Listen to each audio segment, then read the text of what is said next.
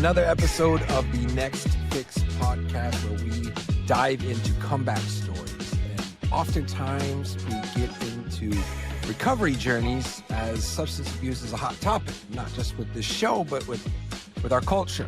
And so today we have an advocate for the recovery journey and not just that, the comeback story. So today we've got Jennifer with us. Jennifer, welcome to the show. How are you feeling? So good. Thank you for having me.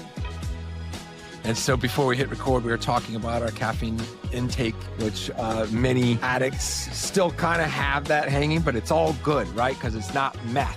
Now, that being said, Jennifer, we want to know, when did it hit the fan for you? When did the train come off of the tracks, and what did rock bottom look like for you? I think the train started coming off the tracks at birth, if I were to be honest. I come from a long line of addiction, so about 4 generations on both sides. My dad was an alcoholic. I'm unfortunately part of a statistic that says 1 out of every 4 girl and 1 out of every 4 boy that's sort of raised in that dynamic is sexually abused. And I was sexually abused by my mom's dad. And for me, growing up, there was a common denominator, right? If I was lovable, my grandfather wouldn't have hurt me. If I was lovable, my dad wouldn't be so erratic, really. Because he was my guy, right? So I couldn't make sense of when he was sober and when he wasn't, and when he was angry and when he was loving. If I was lovable, my mom would have protected me, or my siblings would have liked me, right? So there was this very early mindset that I had that I just wasn't enough. Looking back at it, that's when the train started coming off the track. I think growing up, the most important thing for me was to not be like that. I was not going to be like the adults in my life. Like, I thought that they just had lack of courage, right? Like, I had more courage in my pinky finger than they had in their whole bodies. And so that was never going to be me. And unfortunately, on Friday in 2003, I was diagnosed with a brain tumor, a hemorrhaging brain tumor that I needed like emergency brain surgery for. And when they took that tumor out, they caused some nerve damage in my head, which led me to chronic pain. And that's when I was introduced to opiates. Yeah. So I'm sorry, what year was that? It was like 2003? 2003, right in the height of the epidemic, right? And I was one of those people that the doctors couldn't quite pinpoint a solution, like a medical solution to make my pain go away. And so I was overprescribed. Yeah. A lot. I was overprescribed a lot. But when you say a lot, I'm curious, like what was it specific? Do you want to know what I was prescribed in a month? Right. Okay. So I was prescribed 240 hydrocodone, 240 Dilaudid pills. Yeah. Fentanyl patches, and I was given 6 Dilaudid injections a month. And then on top of that, I had a standing order that I could go to the hospital 4 times and get an IV in a month. That is, for anybody who doesn't understand, Dilaudid is, from what I can remember, it's the top of the mountain. It's the pinnacle for the strongest pain medication that exists out there. And you had tons of it, and not just tons of it, but like, God, that is, so you're instantaneous addict. I mean, immediately. Well, and I tell this to people because I think it's really important, especially if you don't understand the addict brain. I recall, like, it was a pivotal moment in my life. I was about 2 weeks out of surgery. So I had been home from the hospital about a week, and because I was in the hospital for a week, and I was in my bed high, and I could hear my husband and my 2 small children out playing in the living room. We were kind of a play football, throw balls kind of family. And they were playing a game that I recognized, and I'm in my bed, and I said out loud, as though there were another 10 people sitting in that room with me, I said, "Where the hell has this been my whole life?" Like, in that moment, I didn't care that I had been sexually abused, or that my dad was an alcoholic, or that my mom didn't protect me, or that I had just literally had to say goodbye to my children 2 weeks before that. Finally, at the age of 29, I felt like I fit in my skin. I felt like I could breathe. I felt like I was going to be okay. And so you talk about the obvious, overprescribing and being addicted, physically addicted, but I was addicted emotionally long before I was addicted physically. And I think that that's really important to share with your audience. if you have a loved one that's an addict or you're suffering with addiction yourself, I think the most important thing to understand is that substance is not the problem. Substance is the solution to the problem. And as long as I don't deal with the actual problem and I self-medicate the problem with substance, I will forever be chasing sort of this idea of peace.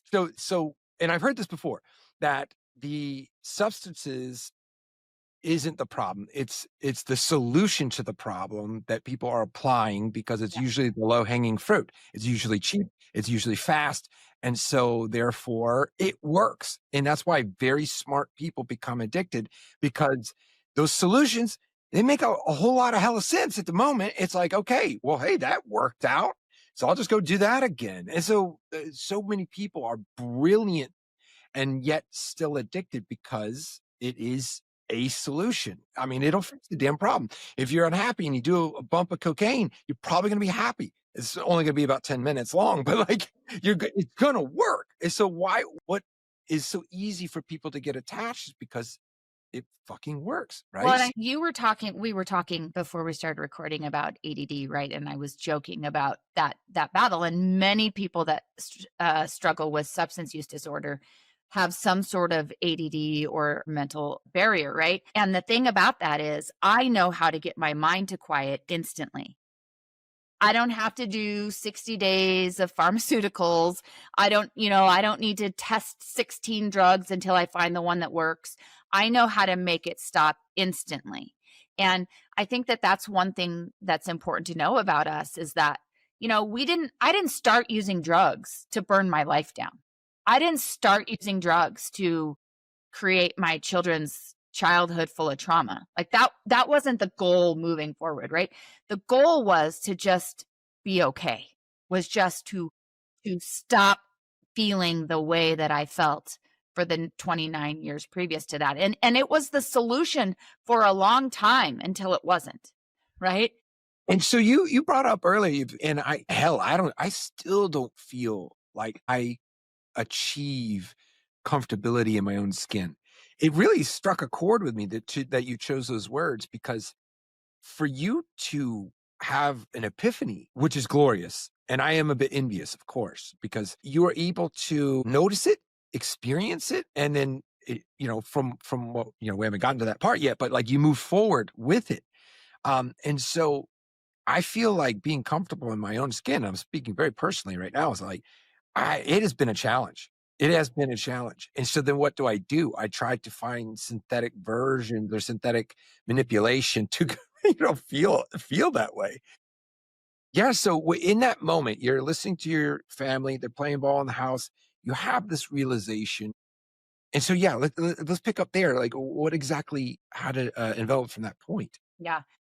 So my story obviously has lots of different components. So I was, like I just shared with you, prescribed everything that I ever took, right? For all of the years that I was in the midst of active addiction, I was prescribed by doctors. And my kids, when I got sick, were 2 and 5. And when I got sober, they were 18 and 21.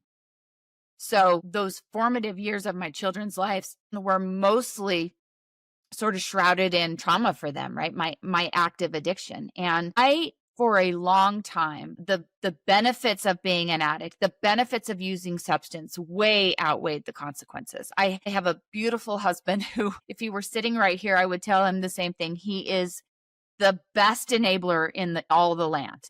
And because he loved me and because he loved his family and because he was, all of the things he is to us, he tried desperately to not have the boat overturn, right? To keep the boat somewhat stable. And so he enabled me along the way. If I had a prescription due at midnight, he was at the pharmacy at 12:10 picking up the prescription. He kept the children, he fed them, he got them to all the things while I was high because he was trying to protect them, right? But it enabled me, if you will, for the consequences to not outweigh the benefits for quite some time. But the truth is, when my son was 17 years old, his senior year of high school, based on several events that happened in our home, I found out that I had inadvertently become my son's drug dealer.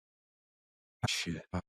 And I don't say that lightly, right? Like that's not a gotcha moment for me. It's reality. And my son started struggling with his own mental health, with depression and anxiety, and started that journey with weed. And I knew that he was smoking weed. I also knew that I was pretty powerless over what he was doing at the age of 17. But then I found out that he actually was addicted to opiates, my opiates. And I wish I could share that that was the last day that I used. I wish I could share that, that realization. I was like, what the hell is going on? And I want to point out too, real quick, is that a person who doesn't understand, like as you had pointed out earlier, the addict's mind. I hear that statement. It hurts my heart, but I get it. I get it. And I can't tell you how many times I've had people say, like, that's when it to all turn around for you, right? And it's like objectively from the outside in, yeah, it should have. It's rarely the case. And having these conversations, it never is. It's a pivotal pivot in their lives, but not the results aren't instantaneous. The change is far down the road, but there's a marker, right? There's like a pin in the path. So here you are, you're learning that your son has become addicted to opiates pretty much because of your doing. And I'm not trying to cast stones, but it's hurts. And somebody's like, well, how can't she just turn it around? It just ain't that fucking simple. It's just not. No, and I think for me, it was the moment that I started contemplating this looking different. It was the moment when, I spoke about the benefits and the consequences. It's the moment that the consequences kind of started outweighing the benefits, at least Right. moving in that direction. But it wasn't the last day that I used. In fact, I used for several months after that. I think when I found out that my son was using, I did a typical addict thing, which was, now I know why I'm running out every month.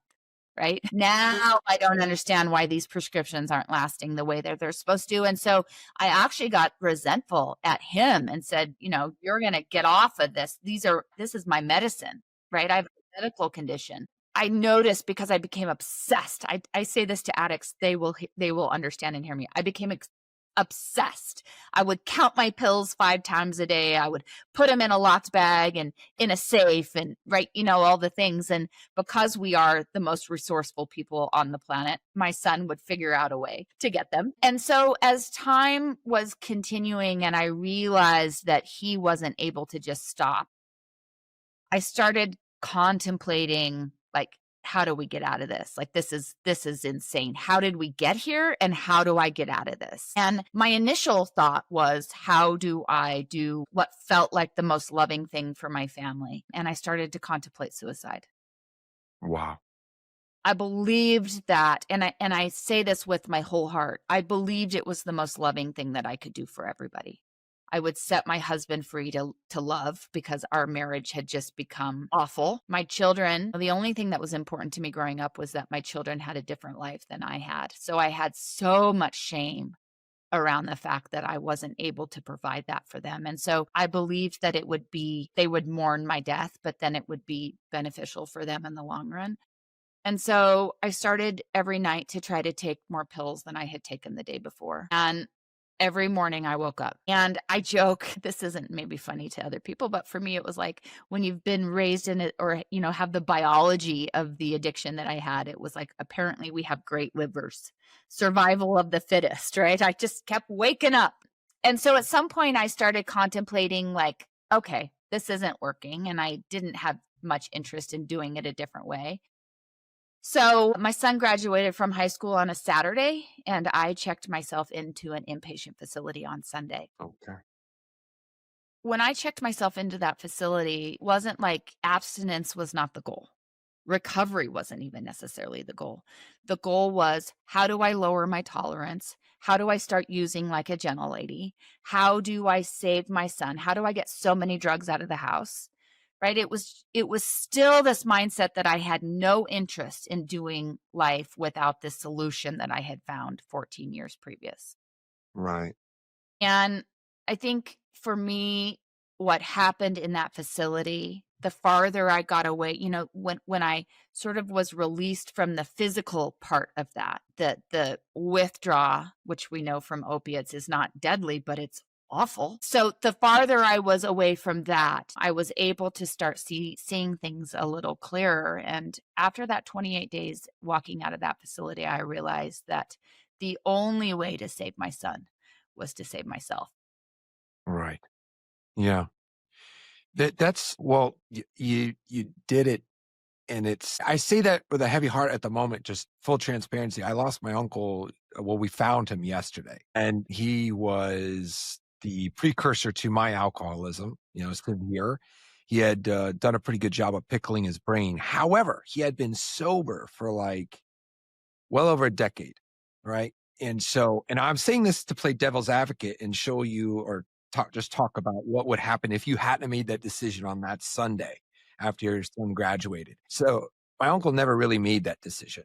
However, he did become sober after years, and he was sober for a little over 10 years. And then I got I didn't speak to him, but I got a communication through the family. He started drinking beer out of nowhere, like after, well over a decade. He was very lonely, and he started drinking beer, and then we found him yesterday in his apartment. He had been there for a couple weeks, completely alone, completely alone, and his body had decayed. The complaint was about the smell. Found the body, and I've just been really thinking about it, and what an absolute blessing that you had the courage, as you had pointed out very early on in the story, that you were talking about having more courage in your pinky finger than you believed that your parents had. Well, here is an example, my uncle being the example of a parent who didn't have that courage, or at least it came so late in the game that when I spoke to his daughter yesterday and I let her know, hey, we found your father, and he's passed away. And she said, thanks for letting me know. That was it. And so that could have been you had you not gone to that facility on that Sunday, if you had not had the courage that you clearly do have, right? Like I'm experiencing the example of what happens when somebody, and it happens all the time, right? Not every day does somebody turn this thing around. And even if they turn it around and it doesn't, like it's a little bit too late, or sometimes things can't always be recovered. And so I'm thanking you that one, you made that decision on that Sunday, and two, you're making it stick, and you did it in just enough time to where, yes, you missed some of the formative years of your children, but there's no better time than now to make a move. And so here you are. You're a glorious example. And I'm expressing what it could have looked like, alone, dead in an apartment with nobody to really care until you smell bad enough that we have to do something about it. First Right? of all, I'm so sorry that you guys are walking through that. I lost my dad to alcoholism in 2015, and it's not a good way to die, right? It's just not. And so I'm so sorry that your family is walking through that, and I appreciate your words. I think for me, I hated myself so much at that point. I was not a fan of Jennifer by any means. And I still carried so much of the shame from my childhood. And then I just compounded that shame from my youth, right? So if I started out with a, pea-size amount of shame, I had created a like boulder size by the time I was ready to get sober. And so I'm a quote girl. If you see back here, there's a bunch of quotes on my wall. And one of them that has been transformative to me is a quote by Joseph Campbell. The quote is, "The cave you fear to enter holds the treasure you seek." And, I had been seeking my whole life this like worth and peace and joy and all of these things that I had literally never obtained. And at this point, when I got sober, I was 44 years old, never had felt that. And I realized in that facility that the only way that I was going to stay sober long term, which is what I knew my children deserved from me. I knew that they deserved me for the first time in their life to have so much courage and be willing to sit in the shit of it. Excuse my language, right? The hard of it. And I knew that if I was going to obtain all of those things, if I was going to find a different solution to my problem, because see, the problem was the abuse and the worth problem and the fact that I felt I was unlovable, and the solution was substance. So I needed to find a new solution. And for me, what I learned in that facility was we got to go inside of this thing. And if you just watch people in the wild as a whole, we are very adverse to going inside of our cave. So adverse, right? And you speak about trying to find sort of your authentic self, right? And value the authentic self. It's inside of the cave, but the cave is so damn intimidating and hard that we don't want to go in there. And we have found a solution to not go in there until we don't have that solution anymore, right? Until we have burned it all down. I would be lying if I said to you that I went inside the cave, found the treasure, went out, and I never have to back my ass back in there, because that's false information. There are some days I wake up and I am still buried by shame. And I'm like, well, today's the day we got to go in. And you spoke about your uncle. And I think the important part about this is life work. Forever, I will be doing this work, and I will be, a couple steps ahead of this thing called, my addiction that's chasing me. And, you speak about he was sober for 10 years and he picked up beer. Well, and you said why, right? He was lonely and he didn't have anybody in his life. And beer was the solution to that. And I think that that's the important part that people need to understand is this is forever work. This is forever my life work, because the work is to find a solution to the problem that does not include substance. Yeah. Yeah. And I think that thinking about his scenario, and I think any addict can identify with this, is that if you don't have enough reasons why, you get a case of the fuckets. And if at any point in time you think to yourself, fuck it, it's over, because that's the beginning of that snowball. It ain't that big of a deal. Yep. It's just one. It's just beer. It's not whiskey. Right? Yeah. Right? It is exactly. And he just didn't have enough reasons why to keep that fight going. And I'm so happy that you've gotten back to that center again, going back to the story where you were talking about realizing that it was your children and your husband, and that will anchor you. And so that's that kind of a. Now, what did you do? You went to the recovery center. Did you get into AA? I mean, what actually developed as a result? Yeah. So I went to inpatient, and so my friends that my people, right, my tribe that I met while we were there, they were all alcoholics. And so I went through the process in AA, have worked the steps and done all of that. And then when I got out of that facility, a core 5 of us that became very close also went to an outpatient facility together and did that for 6 months.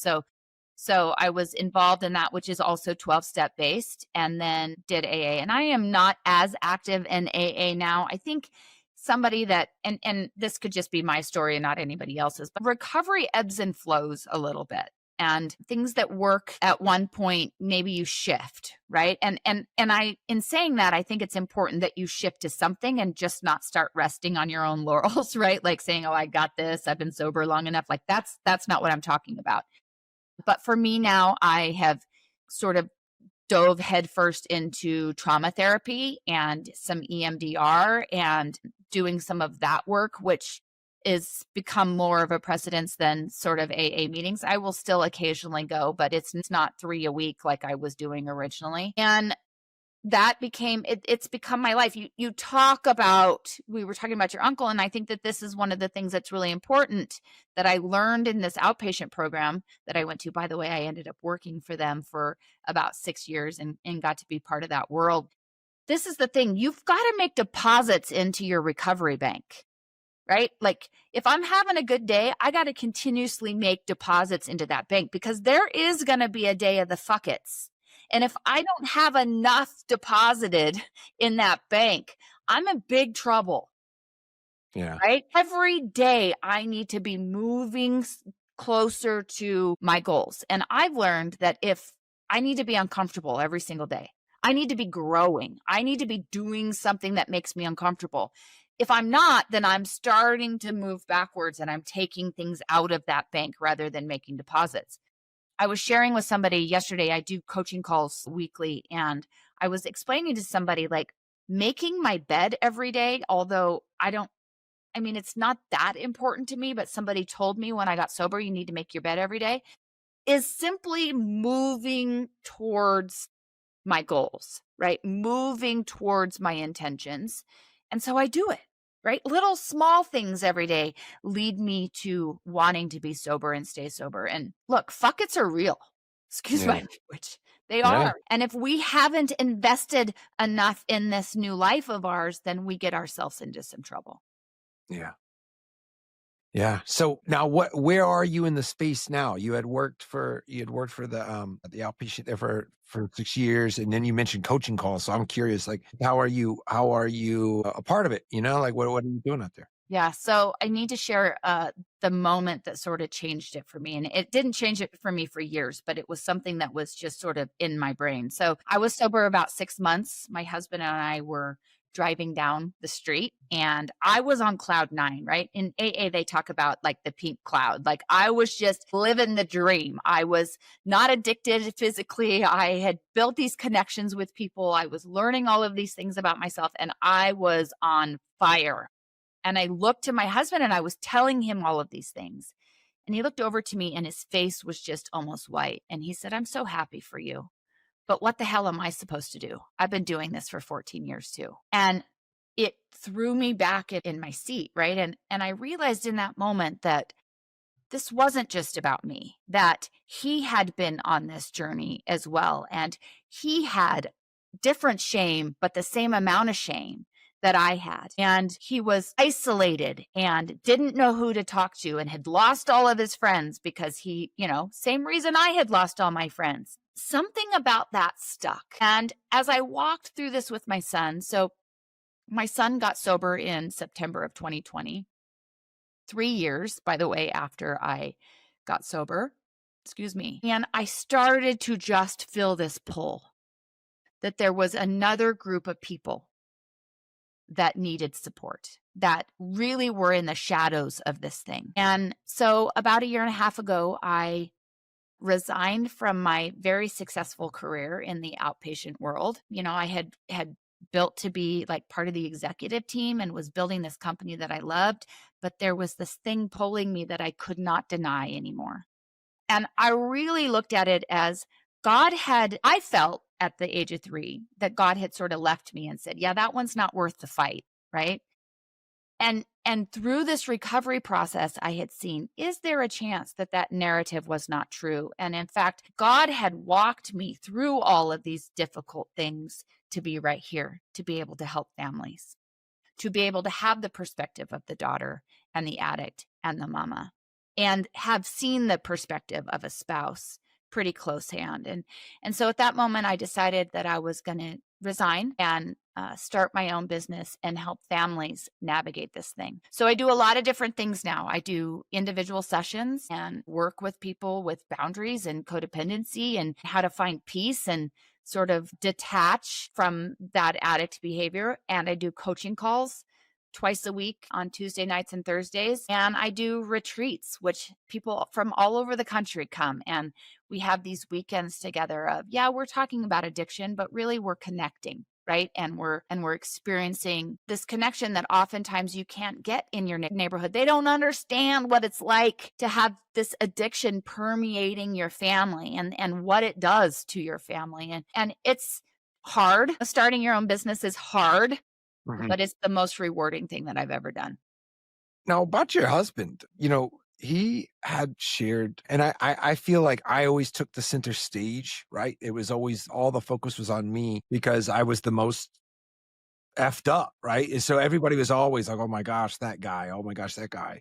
And there were so many people suffering a little bit more quietly, right, in the background. And because I was such a train wreck, people always had this focus on me. I guess where is he at and what did he do? From that moment, you're having that conversation. I mean, how did you, start working on him too?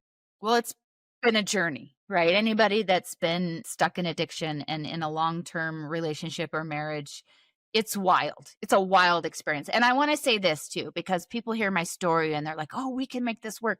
Not every relationship should or is going to make it out of addiction, right?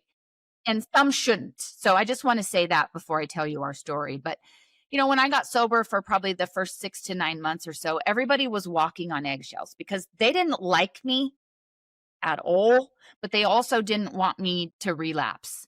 And so it was really just walking on eggshells. And then after that 9-month period of time, I would say for another year or so to 18 months, it became clear to them that I might do this thing. I might stay sober. And so resentments just started flying.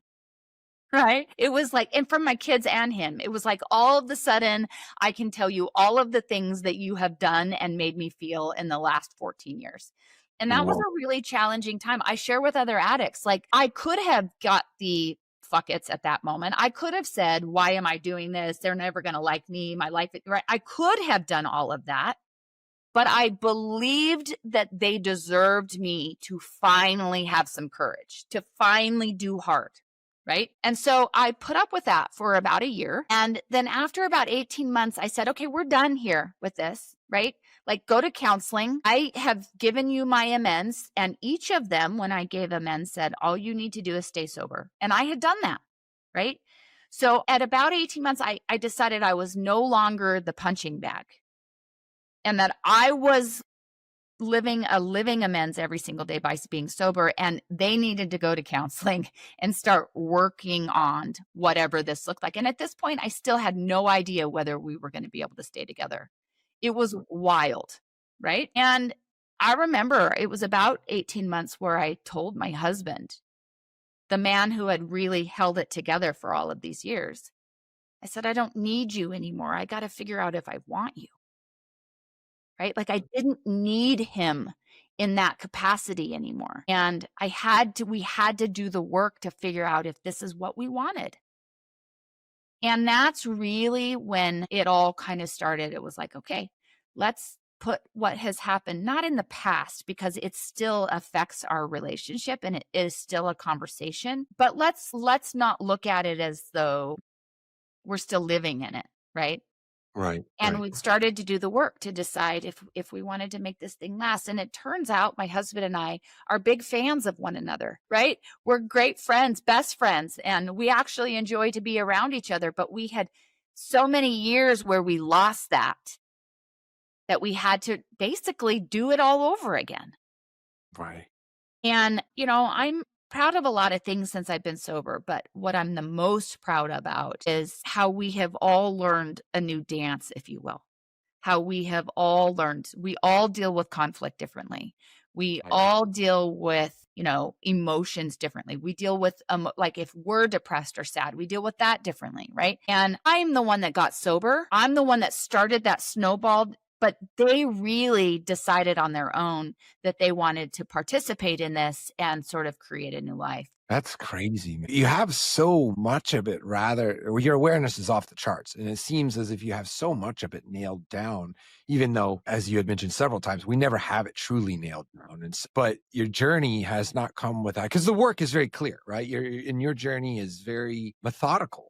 And I think that is why you will have such success. You already have had success in the space, is because it's very clear that you are methodical in the pursuit, but not just for yourself, but for other people. And so by leaving that breadcrumb trail for the other people that are trying to achieve what you have achieved, what I'm working on, or what I shouldn't even use the word achieved, what we're still working on in your word. It's important that, the ladder, it's like, okay, who's in the best spot? If you're at the bottom of the ladder, in the middle of the ladder, or at the top of the ladder, who's in the best position on the ladder? And it's the person who's still climbing. And so you and I, here we are still moving forward, but it's also important to look at who's a few rungs lower on the ladder and do what we can. And you very clearly are doing that. Well, let me say this about that, because thank you for your words, but this is the thing. My family, including my husband, including my mom, including my children, deserved me to finally start modeling for them in their life how to do hard. I have generations in my family of specifically women that sort of bury their heads and pretend like things aren't happening, and, all the things that I recognized when I got sober, that it's like, I've done a lot of damage. I've done a lot of hurt. I've sat in counseling offices with my children where they've written me letters and said some things to me that I like, this is not what I looked like back then, right? Like, this is not who I was. I've done a lot of damage. And for all things holy, my children specifically deserved me to have some courage and do hard and model to them what dealing with conflict looks like in a healthy way, what what experiencing tragedy looks like without using substance, right? They finally deserved that of me. And I think in even my lowest moments still, or the times that I'm challenged the most, and I went through a period of time about 2 months ago where I'd had more depression than I had had since I got sober, right? And it was navigating that sober. They deserve me to do that sober. They deserve to see what that looks like from a mom, because they didn't have it for a really long time. And, they're adults now. My daughter's 29 and my son's 27. And, those are tricky ages for anybody. Those are, incredibly tricky ages for anybody, and especially people that have been raised in trauma. And so I think for me, sometimes I don't do it for me. Sometimes I do it for them. Right. That's awesome. I'm sure, again, just going back to that Saturday, right? And then the following Sunday, I mean, it's a massive move. And I'm so proud of you, and like and again, I say that as a heavy heart. I'm coming in a little bit emotional today. Yeah. Yeah.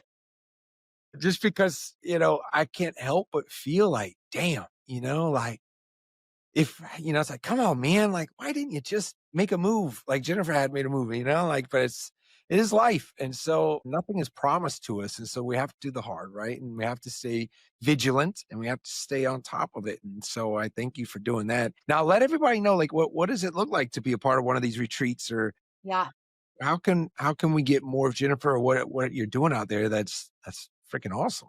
So my website is www.riseaddictionlc. So that LC stands for life coaching, riseaddictionlifecoaching.com. And on my website, there's a Let's Connect button, which if anybody is interested in just even having a chat, if it's, not even for services, connect with me. I'd love to have a conversation. So, but on there also is my services, and you can certainly sign up for any of those, or we can have a conversation to see if I'm a good fit for you. And then I'm on TikTok at Jen Chase, and Facebook and Instagram under Rise Addiction Life Coaching. Really, for me, I just want to connect with people. I think that that's one of the things people don't understand about addiction, is that it is the killer of connection. You might have heard a TED Talk that says the opposite of addiction is connection. And for me, that has been true.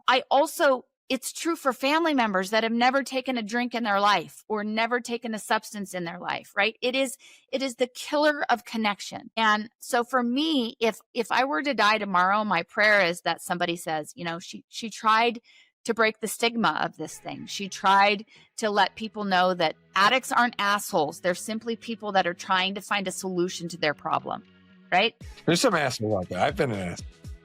We're usually assholes when we're using substance, not when we're not using substance. And this is the thing.